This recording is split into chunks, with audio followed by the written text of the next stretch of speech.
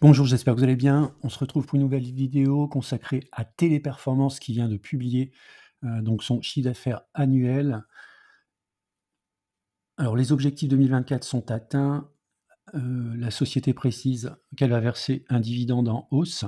On va passer de 3,85 à 4,20 euros. Et elle annonce également des partenariats dans l'IA. Alors ça peut être des informations qui pourront peut-être amener le cours à sortir de sa léthargie. On démarre avec un avertissement. Je ne suis pas conseiller financier. Cette vidéo n'a pas pour but de vous proposer un placement financier ou un quelconque conseil d'achat, mais uniquement un but pédagogique et de partage. Vous restez responsable de vos investissements. En effet, la société a publié sur son site donc une press release sur les résultats annuels 2024. Alors c'est en anglais. On va regarder un petit peu donc les éléments clés. Donc elle annonce avoir atteint les objectifs 2024. Donc ça c'est plutôt bien, avec en Q4 un revenu qui est en hausse de 12% et 4% à périmètre constant de 2,68 milliards d'euros. Et pour l'année 2024, 10,28 milliards d'euros, donc avec une hausse pro forma, c'est-à-dire qui tient compte notamment des différentes acquisitions, de 2,6% en termes de croissance. Alors, elle annonce également une hausse de l'EBITDA, de la marge EBITDA, qui passe de 14,9 à 15%, et un niveau record de cash flow net à plus d'1 milliard d'euros. Le dividende sera augmenté, donc il passe de 3,85 à 4,20 euros par action, et il y aura un programme de rachat d'actions à hauteur de 500 millions d'euros. La société annonce donc l'intégration qui s'est effectuée avec succès de Majorel. Également, donc, elle annonce un renforcement de la gouvernance pour implémenter la nouvelle stratégie du groupe en termes de croissance. En termes de perspective pour l'année 2025, la société s'attend à une croissance entre 3 et 5% et une croissance de 10 points de base de la marge d'EBITDA. Alors, elle va continuer à générer donc un net free cash flow solide. Il y aura donc une intégration d'une société ZP qui est spécialisée, qui sert des services spécialisés, le lancement de nouveaux investissements dans des partenariats, notamment autour de l'intelligence artificielle, à hauteur de 100 millions d'euros en 2025. Donc 100 millions d'euros, ça correspond à peu près à 10% du net cash flow. Donc même si ça peut paraître important, ça l'est d'ailleurs, bon, c'est relativement peu douloureux, on va dire, compte tenu des capacités à générer du cash flow pour l'entreprise. La société donc communique bien autour de l'intelligence artificielle, donc en mentionnant qu'elle va ajouter 2 nouveaux membres au niveau du board, qui vont notamment apporter leur expertise dans l'intelligence artificielle et au niveau de leur expérience internationale.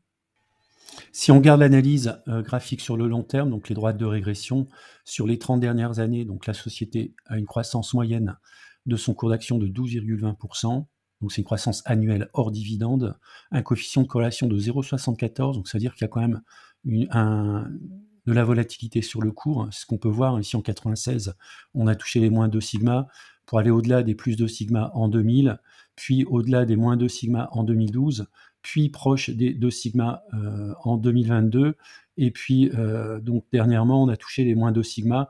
On semble peut-être repartir cette fois-ci dans un cycle plutôt haussier pour l'entreprise. On est actuellement à moins 1,54 écart type. Sur l'analyse graphique de court terme, on peut voir que depuis son sommet autour du début de l'année 2022, donc la société était dans un canal descendant. Il semblerait qu'on est en train de sortir par le haut du canal ascendant. J'avais dessiné, je suis en hebdo, j'avais dessiné ici un double, la formation d'une figure en double creux.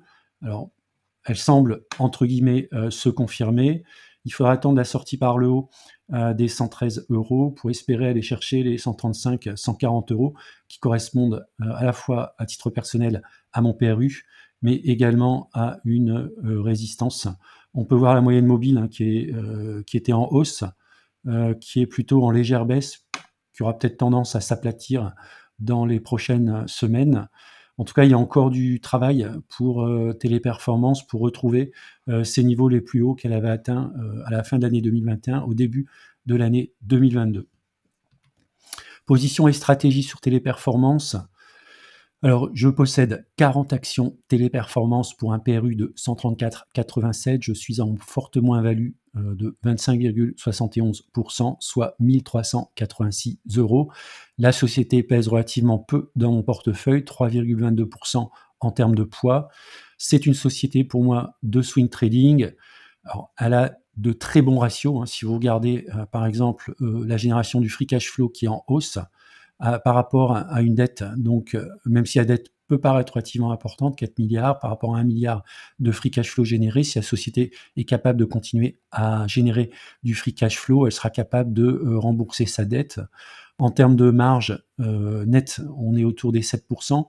C'est relativement insuffisant pour ma part. Je préfère m'orienter sur des entreprises qui ont une profitabilité nette supérieure à 10%, même si je conviens que l'entreprise a quand même de très bons ratios. Pour moi, donc, je l'ai dit, c'est une action de swing trading. Si on ajoute la croissance du modèle avec le rendement, on est à 16,19% sur les 30 dernières années. Alors, même si l'entreprise a annoncé qu'elle allait enfin adopter et mettre en œuvre de manière beaucoup plus intensive l'intelligence artificielle, ce qui est plutôt positif pour un détenteur de l'action Téléperformance. Donc, à titre personnel, je ne renforcerai que sur retour sur zone de support autour des 80 €. Donc, ma stratégie, c'est de conserver Téléperformance et de regarder comment elle va performer dans les prochains trimestres pour voir effectivement si je la garde en portefeuille sur du moyen long terme ou si je décide de sortir notamment une partie lorsque je serai retourné sur le PRU. Alors, je vous ai mis à titre indicatif l'évolution du dividende de Téléperformance.